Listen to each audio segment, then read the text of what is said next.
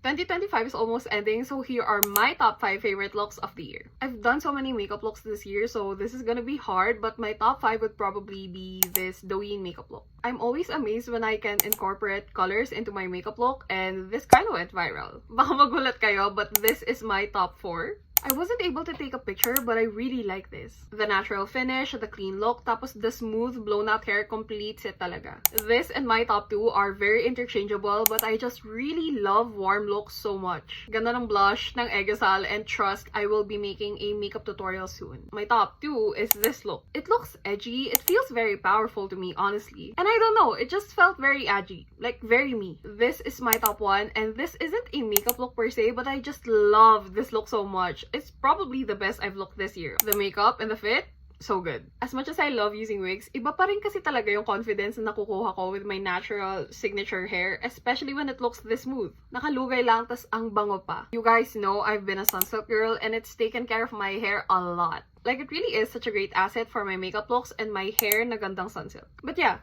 yun lang naman ang aking top 5 beauty looks of 2025. Pero kayo ba? What's your favorite look of mine this year?